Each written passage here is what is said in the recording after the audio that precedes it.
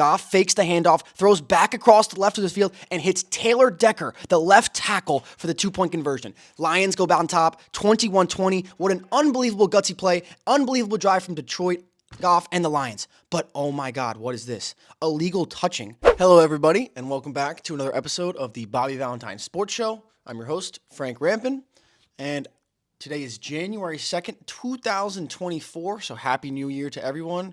First episode of the new year, week 17 of the NFL season, only 1 week remaining. Next weekend is the last week of the NFL regular season, episode 33. Let's get right into the weekly recap, but Happy New Year. Let's go right into it. So there's only 1 week of the schedule remaining, like I said, and the playoff scenarios are wild across the board. I think there's 5 teams still in the hunt in the NFC playoff picture, only 2 in the AFC. A lot of stuff happened there this weekend, including my Raiders getting eliminated from the playoff contention.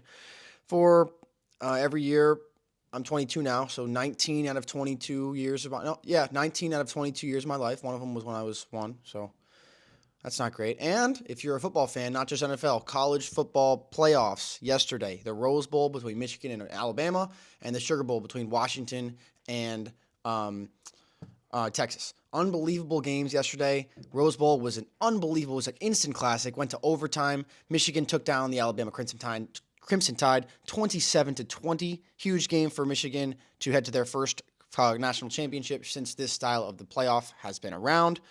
Unbelievable game. That game was just a defensive fight, battling for field position all game long. Jalen Milroe had a couple big mistakes.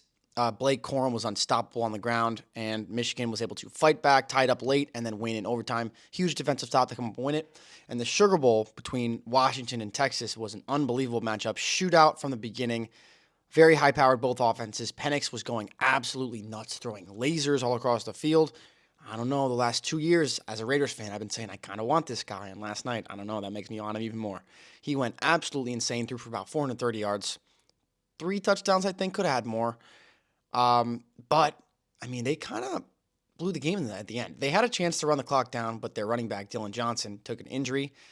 Clock would have ran all the way down to 15 seconds, but it stayed at 40. No, they actually put it back to 50 seconds, so the Texas got a chance, went all the way down to the 12-yard line, chance to score, but Washington's defense, which they are not known for, ends up coming up big for them as well.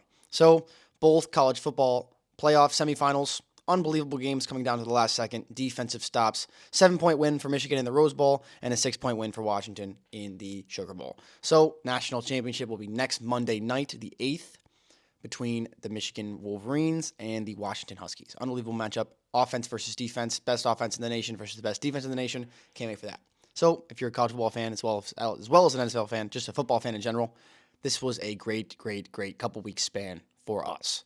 We'll move into our play of the week. So we'll move to Baltimore here as the Ravens look unbelievable to end the season, but we'll talk a little bit more about that in the standings update. But let's go to the play week right now. So 1st and 10 here for 2 in the Dolphins right before halftime. They're down by 8 points, looking to cut the deficit or get a chance to tie it up with a touchdown and a 2-point conversion. 1st and 10 here from the 44-yard line. First play of the 2-minute warning. Tua pumps, looks across the middle, and it's intercepted by Roquan Smith.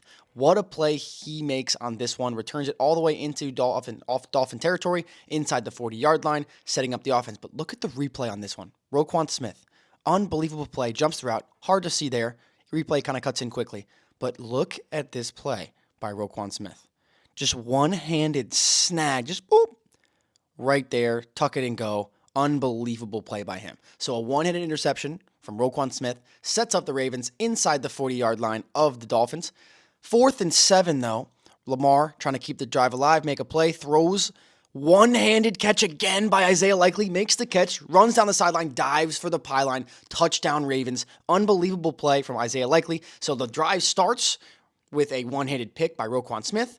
And then this unbelievable one-handed catch from Isaiah Likely, catch and run, turns it up down the sideline, dives for the pylon, touchdown Ravens. Look at this, just another one of those little snags. Unbelievable catch from Isaiah Likely, finishes the play with a touchdown. So the Ravens looking absolutely unstoppable. Double one-handed catches there, one by the defense linebacker, Roquan Smith, and then another one by Isaiah Likely, the tight end. To cap off an unbelievable game that they had in this game, but we'll get into that one. Unbelievable plays by Roquan Smith and Isaiah Likely. Those are our plays of the week. both coming from Baltimore Ravens in 5 plays away from each other, 4 plays away from each other. Unbelievable stuff. Those Baltimore Ravens looking like the best team in the NFL right now. Okay, so moving to the game of the week now. We're going to go to Saturday night here. This is, okay, can somebody answer this for me if you have any answers? But Saturday night, the game was on ESPN. It was between the Detroit Lions and the Dallas Cowboys in Jerry World in Dallas, Texas. Sure, it was on ESPN. Usually the Monday night broadcast is on ESPN, but there was no Monday night game this week because there's only 2 games left in the season. They did it on Saturday instead.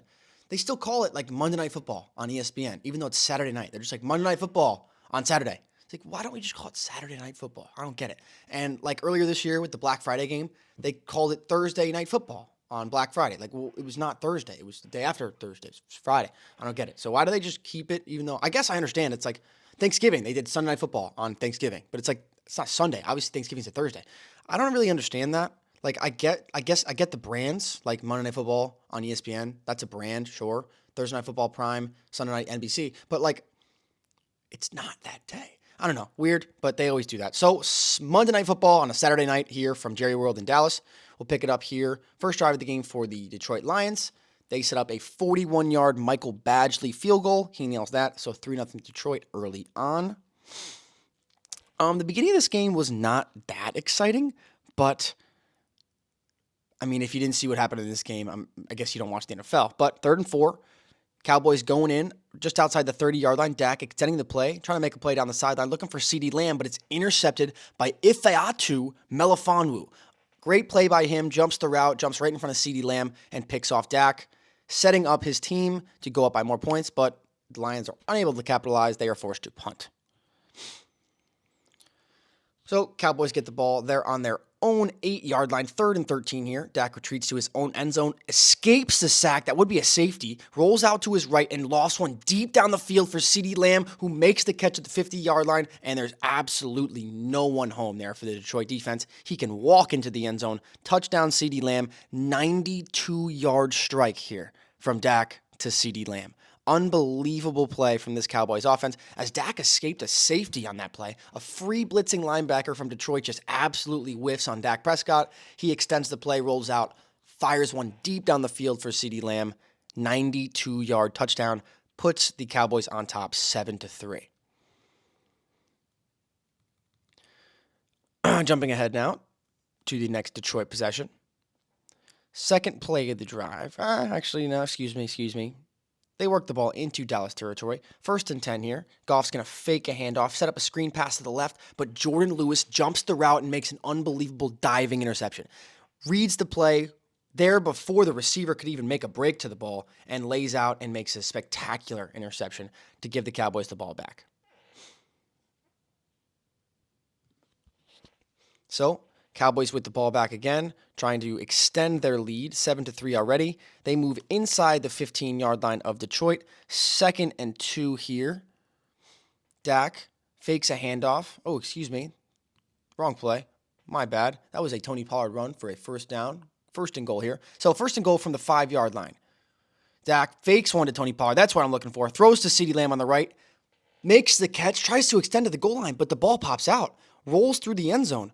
And they're going to rule this a touchback. So CeeDee Lamb makes the catch. By the way, this catch made him the all-time single-season reception leader in Cowboy history. So he makes a catch to make him the all-time Dallas Cowboy reception leader for a single season, but he fumbles it and it goes through the end zone for a touchback. So that close from being a reception to make history and score a touchdown, but the ball's knocked out at the end, trickles through the end zone, touchback. It's going to be Detroit Lion ball at the 25-yard line. Terrible luck there for CD and the Cowboys. Huge swing as he just goes from history to feeling like terrible after 2 seconds. So, huge break for Detroit. They get the ball back and struggle to do anything. They get to a 4th down and 2 here, set up the punt team, and they caught the ESPN crew off guard here because, of course, Dan Campbell, ballsy man that he is, fakes the punt. They snap it to the up back, who's a backup linebacker, rolls out and throws a pass to one of the upmen. To one of the wing guys, the gunners. Are you kidding me? What a fake punt design. I've never seen a play call like that where the up man takes it, runs, and then throws. I don't think I've ever seen that before. So a great play from the Lions. Gutsy play call as they were inside their own 30. 4th and 2, fake a punt, throw it with their backup linebacker, and pick up about 25 yards on the play. Unbelievable play from the Lions. Huge ballsy play from Dan Campbell. So the Cowboys defense on the ropes here. Detroit driving all the way down. Jahmyr Gibbs has a couple nice carries to get them inside the 10-yard line, inside the 5, setting up 1st and goal. So 3rd and goal here. Jahmyr Gibbs yet again. Goff gives him the handoff, runs to the left side, and is stacked up by this Cowboys defense. So that's going to bring up 4th and goal here. And Dan Campbell, he's going for touchdown. He doesn't want 3. Goff surveys the field, escapes the rush, throws over the middle to Sam Laporta, who is unable to come up with the catch. Just out of his reach. Looking for a flag, not going to be there. Cowboys force a huge stop after the CeeDee Lamb fumble through the end zone to force a touchback. Lions go all the way down to field inside the 5-yard line of the Cowboys, but the defense stands tall, forces a turnover, and the Cowboys get the ball right back. So that's how we go to halftime here. 7-3 ball game. A lot of stuff happened in this game, but not a lot of points. So second half action here. Excuse me, let me find my spot here. Second half action, Detroit driving all the way inside the 10-yard line. 3rd and 2 from the 3. David Montgomery takes the handoff, makes a couple man miss, and dives into the end zone, putting the Lions on top 10-3. Touchdown Lions, touchdown David Montgomery, 10-7, excuse me. Lions go on top. Wrote that wrong in my notes over here. So Cowboys get the ball back. They drive into Detroit territory, but the drive stalls out, setting up a 51-yard attempt from Brandon Aubrey. He has been unbelievable since he signed with this Dallas Cowboys team. He nails it, ties the game up at 10-10. First play of the next drive from Goff. Second play of the next drive, excuse me. Goff winds up deep, takes a shot as he throws, and drops it right into the bread basket, finding Jameson Williams for about a 55-yard gain. So that is going to set up Michael Badgley as the drive stalls out here. Michael Badgley comes in for a 30-yard chip shot attempt. He only missed 1 field goal on the year for Detroit, 27 of 28. Make it 28 of 29, 13-10 Detroit, with just about 12 minutes to go in this ball game. So Cowboys trailing by 3, need to make something happen here midway through the 4th quarter. They move the ball inside the red zone of Detroit. 2nd and 4 from the 8-yard line.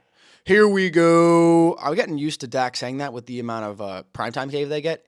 Sets, fires to the back right corner of the end zone. Brandon Cooks is there for the catch. Touchdown Cowboys. 17-13. Cowboys back on top. And I mean, a lot of people give Dak shit for that here we go thing, but I mean, I've heard it enough now that it's kind of funny.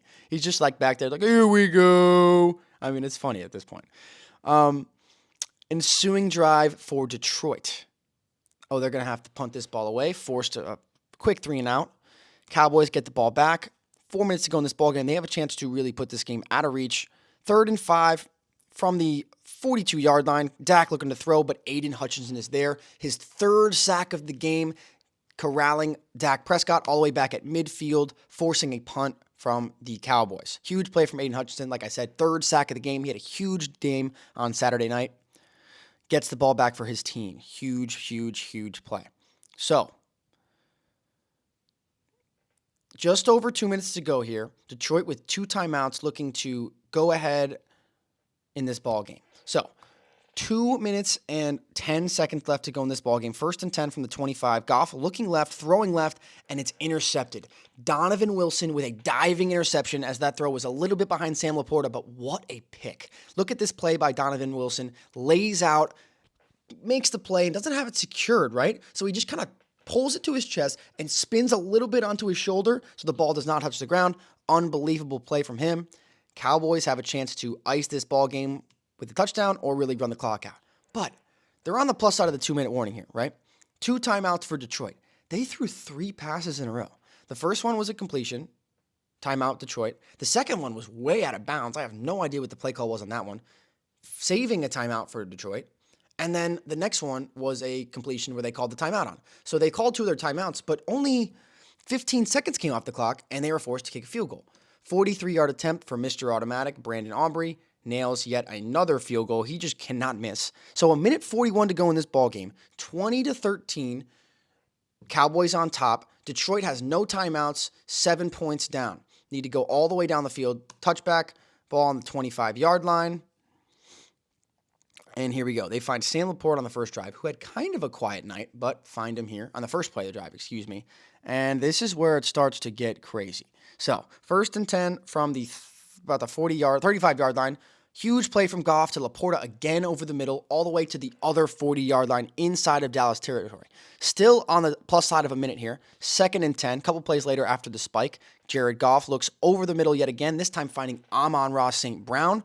Another huge first down for the Lions, this time on the inside of a minute to go. 43 seconds, 3rd and 10. Goff over the middle. Guess who? Sam Laporta yet again. It was like he was just switching off. Laporta, Amon-Ra, Laporta, Amon-Ra. So now, 2nd and 10 after the spike, 27 seconds left. And like I said, Laporta, Amon-Ra. This time, Amon-Ra lays out for the pylon. Touchdown Detroit. Tie ball game. But Dan Campbell, being Dan Campbell, of course he's going to go for 2. They want the win and the game. Goff fakes the handoff, throws back across the left of the field, and hits Taylor Decker, the left tackle, for the 2-point conversion. Lions go on top, 21-20. What an unbelievable gutsy play. Unbelievable drive from Detroit, Goff, and the Lions. But oh my God, what is this? Illegal touching. Taylor Decker ineligible. Replay attempt. 2 points off the board? Are you kidding me? We'll get into this one later, but they have to try again. Goff throws across the middle and it's intercepted. But there's a flag on the field. Micah Parsons jumped off sides, so they're going to get yet another attempt. 3rd chance of the 2-point conversion after the first one was successful. Apparently there was a penalty on that one. Second one, Micah Parsons offside. 3rd and final attempt. Goff looks left, throws left. Too short, unable to come up with it. There it is. Game over. The Cowboys are able to hold one more last gasp onside kick attempt, and it's caught by, guess who, CeeDee Lamb. He had 227 receiving yards on the night and a touchdown. Unbelievable game from him. He seals it on the onside kick. But, oh my goodness, what a sequence of events at the end of this game. Detroit down by 7, no timeouts on their own 25, drive the full length of the field, no timeouts. Score a touchdown with 23 seconds to go with Amon-Ra St. Brown, and they go for 2, of course, because Dan Campbell does not like ties. He's going for the win, and they pick it up on a great play call, touchdown pass thrown to Taylor Decker, the left tackle, but they say he's an ineligible man downfield, and chaos erupted afterwards. So, let me just show you. We'll go back to the beginning here. We're gonna show you this play yet again. We're gonna show you this play right here. So, here's a 2-point attempt. After the Amon-Ra touchdown, Jared Goff, he's going to take the snap, fake a handoff to Montgomery, look right, immediately look back to his left, and fire one perfect throw right into the breadbasket of Taylor Decker. He's fired up. They go up 21-20, but, I mean, it took a long time for this is an edited video, obviously. It took a long time for them to come to this conclusion. The Lions, I thought the game was over. It looked like the Lions came back and just made a miraculous game-winning drive and 2-point conversion to take them up, but illegal touching is the call. And we're going to show you a replay here, and I just don't understand. So, obviously, the left tackle is not an eligible receiver on every play. So, if you're going to catch a pass like that, you're going to have to report eligible to the referee. And you walk up to the referee, you say, hey, I'm eligible for this play, and the referee then takes that information, walks to the defense, tells the defense that information, and then it's also relayed through the PA system throughout the entire stadium. So, everyone in the entire stadium knows that you're eligible, which probably means you're going to get the ball. So be on alert, right? But apparently that's not what happened. We're going to see what happens. So he calls the illegal touching. Detroit goes nuts. He says that number 70, who's the right guard, reported, and not Taylor Decker. Here's the play. Taylor Decker blocks for a second, holds himself in the mesh, releases late. Great play call from Detroit. Unbelievable situation to call that play in and execute. Detroit's losing their mind. Dan Campbell was absolutely livid with this play call, and you're about to see why in a second. He's losing his mind. The right guard, Skipper, was losing his mind as well, as he was the one that they thought reported eligible. Just a tough scene here from Jerry World. Dallas kind of got bailed out here. Detroit was absolutely losing their mind. Look at this. Dan Campbell losing it. Absolutely livid. His post-game presser was wild. Skipper, the right guard, asking how does that work? So here's Goff in the huddle telling his left tackle, Taylor Decker, that he knows he's about to throw this pass to. Hey, go check in. Like, you're going to have to go tell the ref that you're eligible. And look, he does that. He's like watching. Sorry for the grainy quality on that one. That's all I got. Only thing I could find. But here's the aerial view. The referee's right there. There's two linemen. That's Penei Sewell and Taylor Decker. Taylor Decker looks at that. He points to his chest, saying something to the referee. And Skipper, number 70, is running on the field. So it looks like they're kind of doing a little decoy just in case Dallas didn't know which one was eligible, even though he was going to tell him anyway. But they just do it for fun. And it clearly looks like Taylor Decker is the one talking to the referee. He walks over to the D-line. Not sure where the miscommunication comes from there. Extremely, extremely unfortunate circumstances for the Detroit Lions and their fan base. And this game, it eliminated the Lions from having a chance to become the 1 seed in the NFC. They would have had around a 30% chance. Still not great going into the last week of the season, but I mean, that's still a chance. Now they are less than 0.1% chance. It's not going to happen. That officiating crew was downgraded, and they're not allowed to ref any playoff games. So clearly the NFL knows there was a mistake there. And looking at the video, Goff clearly points Decker to go over and tell him to report. The sky cam also shows Decker pointing at his chest, talking to the referee. I mean, given there was 2 other players there, but I don't know how hard it should be to just hear it, given I wasn't there. Dan Campbell's post-game presser, he was livid. He said he didn't want to talk about it. He was trying to find a place to spit his gum or his chew or something, and he was like, admittedly, it was a little bit funny, but I feel for the man. It was bad. I'm a Raiders fan, and they're finally having their fun, and that's a tough way to just damper it down a little bit. But tough play. Jared Goff also in his press conference, he said he didn't know if he was going to get fined for this, but he knows that Taylor Decker reported, and Skipper did not. And he didn't say that it was any, like, on-purpose, blatant act of, I don't know, anything from the referees. He just thinks somebody made a mistake, which is unfortunate in that situation, killing a huge drive and 2-point conversion from Detroit, but that's the way it is. So now we're going to move into our standings update, the final standings update before the last week of the regular season. After this, everything's going to be finaled up. The next episode is going to be a playoff preview and a little season recap. So this is the last NFL standings update before the season ends. And I'm going to tell you guys who I predicted to win each division, because I still have them highlighted here. And what I have I'm going to tell you guys what I projected everyone's record to be and what it looks like going into the last week and who I thought was going to win each division, in case you forgot, because I did that preseason. So here we go. NFL standings update, like we always do, starting with the AFC East. The Miami Dolphins falling to 11-5. They lost to Baltimore 56-19, another statement win for the Baltimore Ravens. And it was not a very good showing for the Dolphins. Bradley Chubb tore his ACL late in this game. Another huge hit to this defense, another big injury for this team. Unfortunate. Tyreek Hill did become the first player in the history of the NFL to have 1,700 or more receiving yards in multiple seasons, and he's done it back-to-back years now. So the first time ever that's ever happened, more than 1,700 yards in multiple seasons. They're the 2 seed still, but next week they play Buffalo at home for the division. Whoever wins that game, Sunday Night Football, next Sunday, Miami versus Buffalo. The winner of that game wins the AFC East. The other one going to be a wild card team, potentially.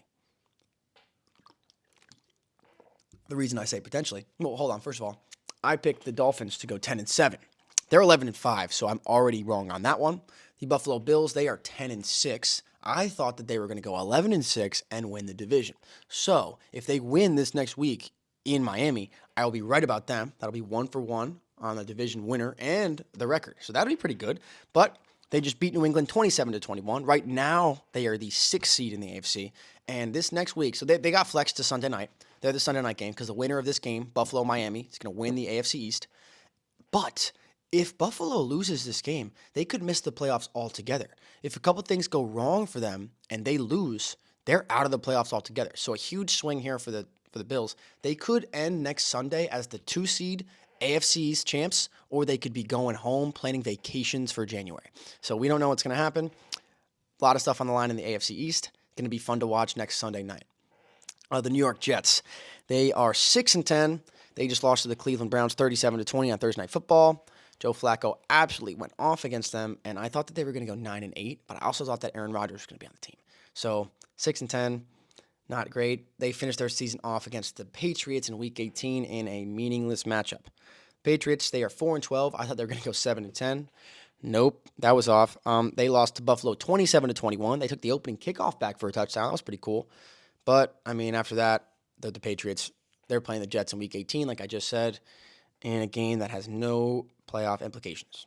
Over to the NFC East, the Dallas Cowboys, they beat the Detroit Lions 20-19 on Saturday in our game of the week. Controversial ending. They kind of lucked out, and now they have a great chance to win this division because all they have to do is win next week, and they win the division, and they are playing Washington, who has not been great. CeeDee Lamb just set the franchise record for the most receptions and receiving yards in a single season for the Dallas Cowboys on Saturday night. He has 122 receptions, 1,652 yards, and 10 touchdowns. So pretty great season from CeeDee Lamb. Greatest receiving season in the history of the Dallas Cowboys. And the Cowboys finished their season 8-0 at home, as next week they travel to Washington to take on the Commanders. And they're going to be the 2 seed in the NFC heading into the last week of the season, and a win clinches them the division. The New York Giants are 5-11. They lost to the Rams 26-25. Close game. They came back. 95-yard touchdown by Hunter Olszewski on a punt return. Mason Crosby missed a game-winning field goal as time expired. I thought the Giants were going to go 8-9. They were a playoff team last year, but a lot of injuries at quarterback, a lot of struggling players on offense, except for Saquon Barkley, really. And, yeah, so they went for too late in the game to try to get this win, and Tyrod Taylor threw it a yard and a half behind Saquon, and he was unable to make the catch. He was wide open. All he had to do was and he was unable to hit him up. God, something in my eye. Oh, geez. Oh, God. All right. But the Giants fell 26-25. They play Philly in Week 18. So even if Philly wins that game, if Cowboys win too, that's it. Oh, excuse me. I started to talk about Philly. So the Eagles, they are 11-5. 11-5, just like the Cowboys are. But the Cowboys have the tiebreaker against them. Eagles just lost to the Arizona Cardinals, 35-31. Then they could not stop James Conner. This was a huge game for the NFC East, NFC playoff picture as a whole. Julio Jones had 2 touchdowns, but they dropped from 2 to 5 in the NFC, and they play the Giants in Week 18. Like I said, if they win, they need a Cowboys loss in order for them to win this division. So they're not in the driver's seat right now at all. Not looking great going into the last week of the season for the Philly, as they just lose to Arizona as well. The Commanders, they're 4-12. I projected them to go 6-11, so nope. Maybe one game off. They win next week, but they're playing Dallas, so I doubt it. They just lost to San Francisco 27-10. And yeah, like I just said, they play Dallas in their season finale. And we'll head over to the AFC North. The best team in the NFL right now, looking like the best team in the NFL, the Baltimore Ravens, who improved to 13-3. I had them finishing 10-7, and I did not predict them to win the division. So not great for me. They just beat the absolute living hell out of Miami, 56-19. Another massive statement win, as last week they went to Santa Clara and took care of the San Francisco 49ers, who at the time looked like the best team in the league.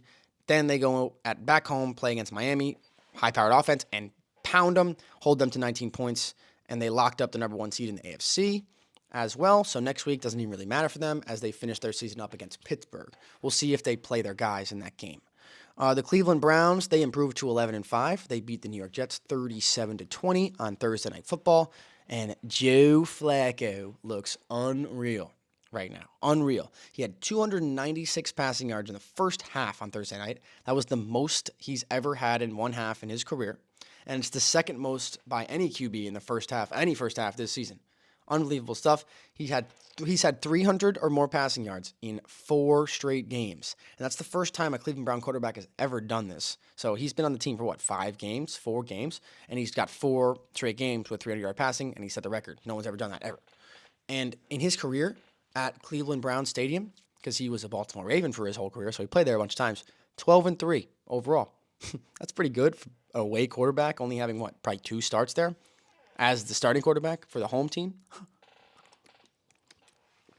Crazy.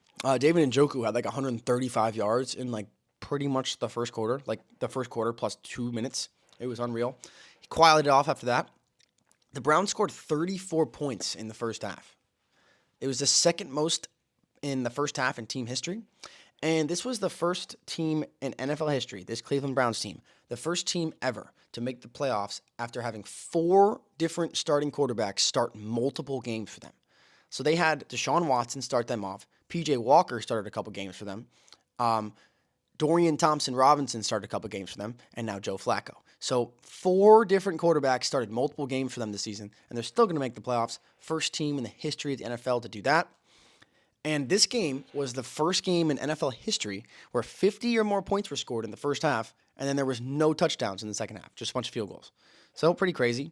Browns pretty much have this 5 seed locked up unless something crazy happens, and they play Cincinnati in Week 18. Pittsburgh, they just improved to 9-7.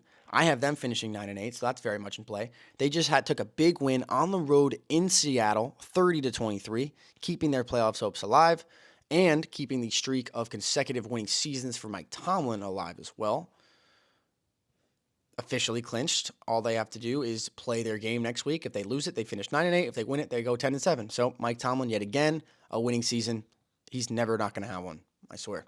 Najee had a huge day, and as of right now, they're the 9 seed in the AFC, but they played Baltimore, who might not play any of their guys. So if Baltimore doesn't play anybody and they win this game, there's a chance they can make the playoffs.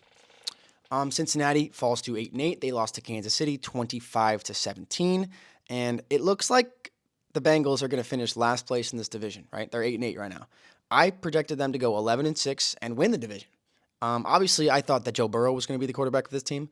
That changed very early, and obviously he sucked to start the year. So they started really bad, and then he got hurt. So not a great call from me. They're going to not go 11-6. They're 8-8 right now, and they play Cleveland next week, who probably are going to beat them.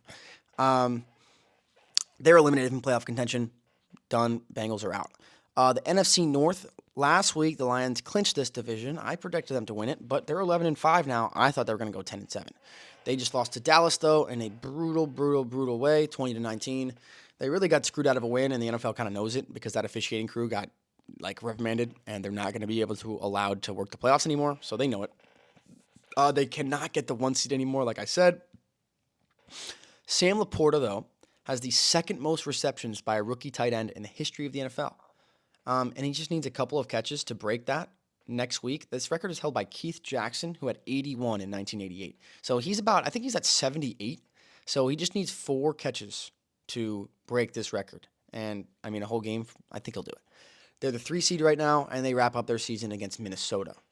The Packers, they beat Minnesota on Sunday Night Football right before New Year's, actually.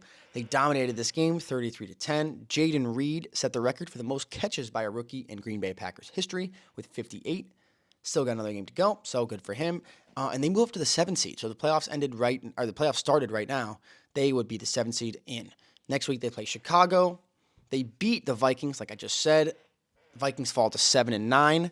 I thought they were going to go 10-7. Not going to work.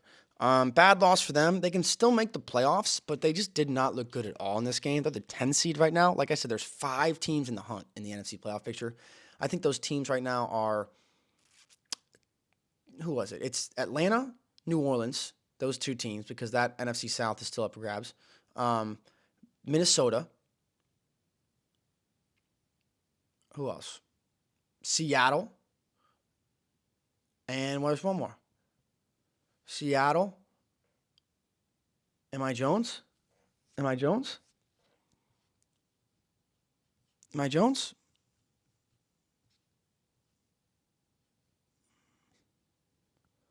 I don't even know, but still, crazy stuff about to happen. So we'll move on to the Bears. Vikings end of the season against Detroit next week, so that's not great. The Bears 7-9, they beat Atlanta 37-17 in the snow. First real snow game of the year. It was pretty fun to watch. Snow was coming down pretty hard in Chicago. Justin Fields looks really good again, and this was just an unbelievable game to watch just because of the snow. They play Green Bay to wrap up their season. They're eliminated from the playoffs. The AFC South is a crazy wide open division heading into the last week of the season. The Jacksonville Jaguars, the Indianapolis Colts, and the Houston Texans have all been winning, losing, and doing the exact same thing every single week for the last, 5 weeks. The Jaguars just improved to 9-7, beating Carolina 26-0. They're the 4 seed right now. They have the division right now. So if they win, they're going to win the division. They play Tennessee, so all I have to do is beat Tennessee, who is the worst team in their division right now. The Colts, they just beat the Raiders to eliminate us from playoff contention. They beat us 23-20. Their running game was really good with Jonathan Taylor, and Minshew did just enough. Their line is good too, and right now they're the 7th seed, so they're in the playoffs right now. If it ended right now, one spot ahead of Houston, and they play Houston next week, so that's going to be a massive game because if the Texans win, they'll just jump right ahead of them, and if the Jags lose, the Texans are going to win this division. So there's a chance that the Texans could win the division or sneak in ahead of the Colts if they win this game. But they just beat Tennessee 26-3. They got CJ back. They needed him bad, bad, bad. Offense woke up a little bit, and this Week 18 game between Indianapolis and Houston is going to be massive. Houston is the 8 seed right now. Indianapolis is the 7. That's going to be a massive game. Whoever wins that game is probably going to get into the playoffs, and if Jacksonville loses, it's for the division. And the Titans, like I said, they lost to Houston 26-3. They're going to play Jacksonville next week. They're 5-11. The NFC South, the Buccaneers, they are 8-8 right now. They lost to New Orleans. I have them going 8-9, so if they lose, I'm right about that. This really puts this division, the NFC South, up for grabs because they have the 4 seed. They play Carolina, so if they win, they're going to get it. And Carolina is 2-14, so that might happen easily. But the Saints improved to 8-8, just beating Tampa Bay 23-13. So if they win and the Bucs lose, they can get in. They play Atlanta in Week 18. They're the 9 seed in the NFC right now. I thought they were going to go 10-7. They're 8-8, so a little bit low on them.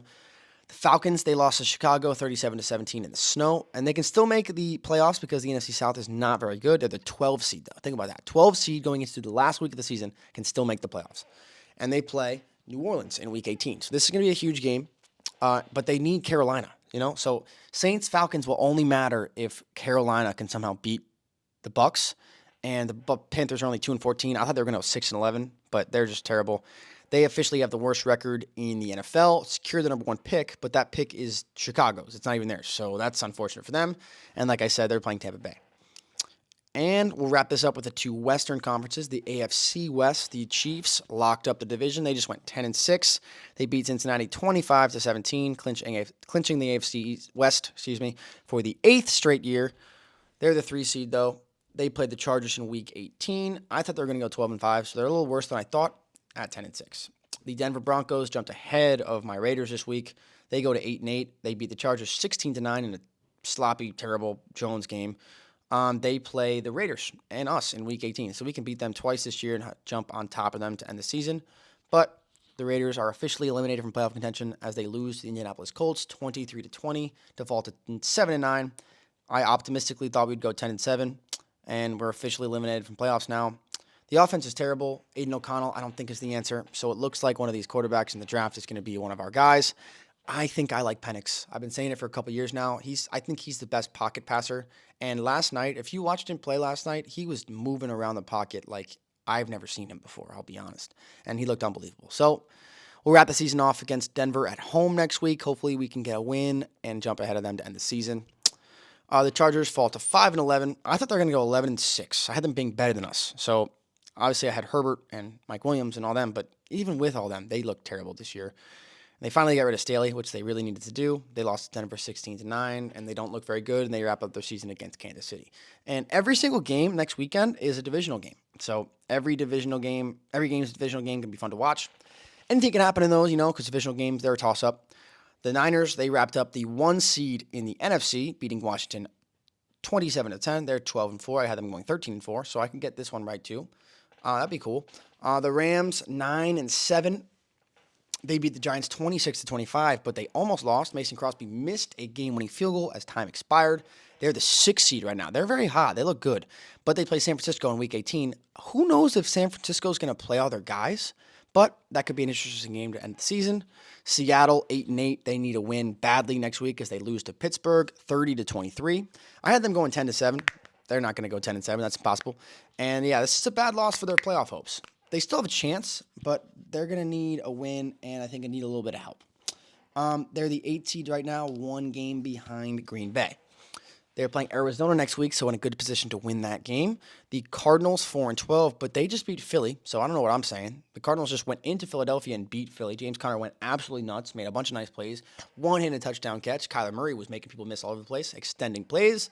They play Seattle next week in Week 18, and that'll do it here for the not the weekly recap. That was, 30 minutes ago. This is the standings update.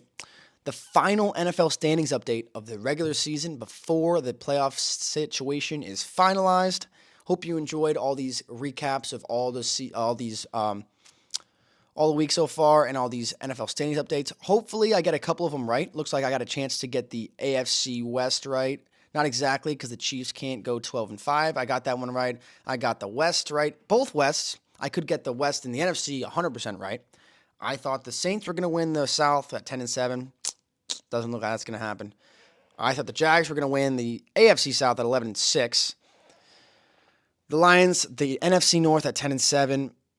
The Bengals, like I said, the Bills, and the Eagles. So it looks like I could go 50-50, maybe a little bit better.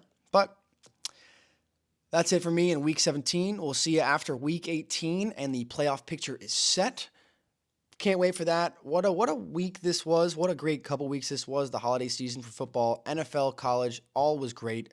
Can't wait to see the last week of the NFL season and all the playoff picture come to fruition. Once that happens, we'll be back with you and have another good one.